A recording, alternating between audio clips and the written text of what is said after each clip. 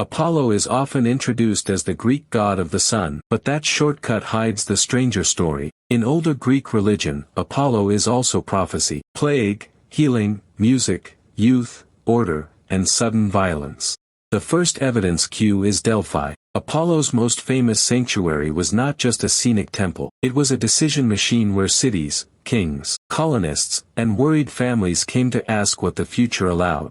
In myth, Apollo wins Delphi by killing Python, the serpent or dragon linked to the older place. That story is not a newspaper report. It is a symbolic conquest myth about a god claiming sacred authority. The Pythia, Delphi's priestess, became the human voice of the oracle. Ancient writers describe her seated near the sacred center, answering questions in a ritual setting that turned uncertainty into public speech.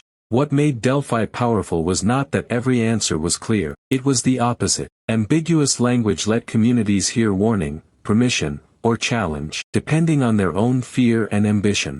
That is why Apollo belongs in history as well as myth. His oracle shaped colonization stories, war decisions, law codes, offerings, and city memory. The god's voice became part of Greek political imagination. Apollo's birth story already carries tension. Leto, pursued and rejected, finally gives birth on Delos. The island becomes sacred because myth turns a vulnerable refuge into the birthplace of radiant authority. His twin sister Artemis matters too. Apollo and Artemis form a pair, bow in bow, youth in danger, healing in death. They show how Greek gods could protect life while also ending it without apology. Apollo's bow is one of his most revealing symbols. In the Iliad, he sends plague into the Greek camp. The same god later becomes linked with healing, showing a power that can wound and restore. This is not modern medical history, it is a religious language for invisible force. When sickness arrived without visible cause, Apollo's arrows gave disaster a shape, a sender, and a possible ritual answer. Apollo also belongs to music. His lyre does not make him gentle, it makes him a god of measure, proportion, memory, and disciplined beauty. Music becomes order that can hold chaos at a distance. The contest with Marsyas shows the cruel side of that order. Marsyas challenges Apollo in music and is punished terribly. The myth warns that divine beauty can become domination when hierarchy is threatened.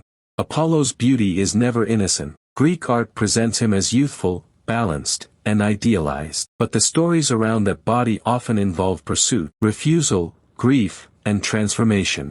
The story of Daphne makes that tension unforgettable. Apollo pursues her, Daphne resists, and she becomes the laurel. The popular image is romantic, but the deeper story is about escape from divine pressure.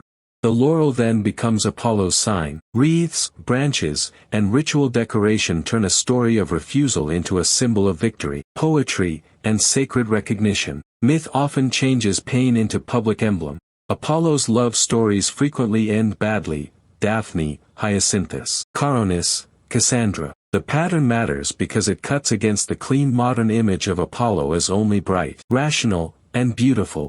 Cassandra's story is especially sharp. Apollo gives prophecy, then curses her to be disbelieved. The myth turns truth into torment. Knowledge without social trust becomes its own punishment.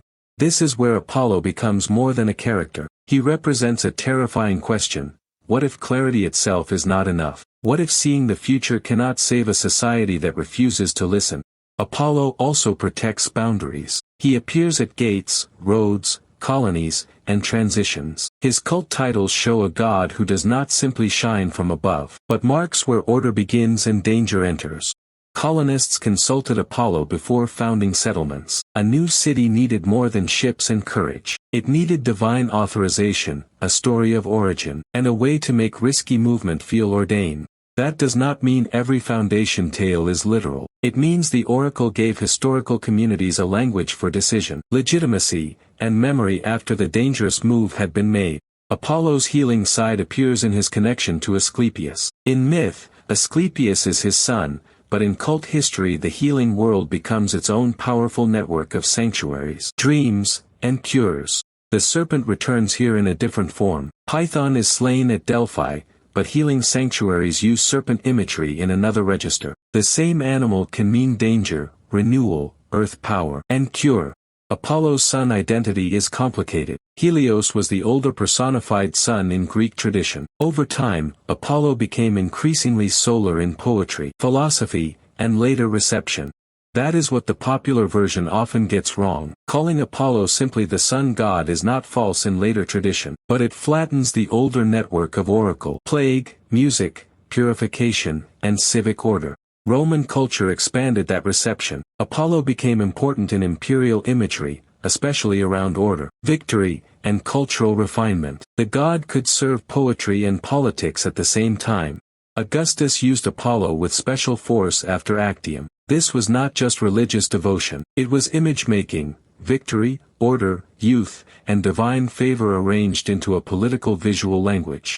Apollo's temples, statues, hymns, and coins made him portable. People did not need one single story. They carried fragments, a bow, a lyre, a laurel, a tripod, a radiant body.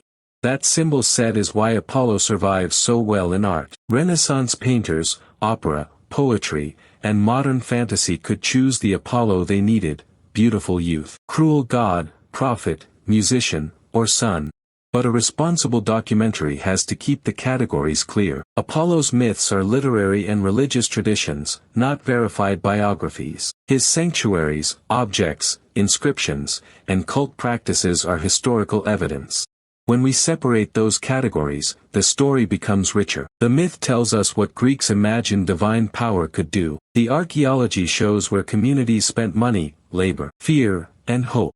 Apollo's rise is the rise of a god who could organize contradictions, light and plague, music and violence, healing and punishment, prophecy and ambiguity, beauty and terror. His fall, if there is one, happens when modern retellings make him too neat. A perfect sun boy is easier to sell, but less interesting than the god Greeks actually feared, honored, and argued with.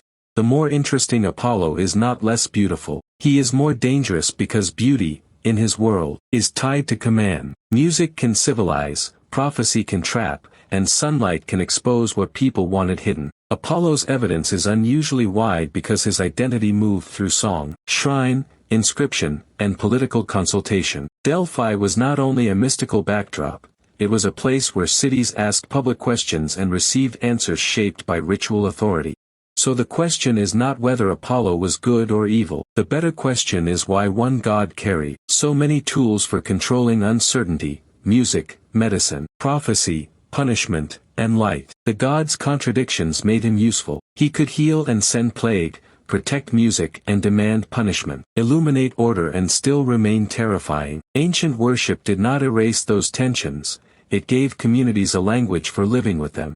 Apollo endures because he is not only the brightness at the edge of the temple, he is the voice inside the question, what will you do if the truth arrives? But it refuses to be simple. That is why Apollo should not be reduced to a handsome sun god. The older record shows a figure tied to prophecy, purification, colonization, youth, disease, music, and civic decision. His beauty is only the surface of a more demanding power. The evidence leaves us with a god of order who was never simple, because ancient order always carried fear, beauty, and consequence.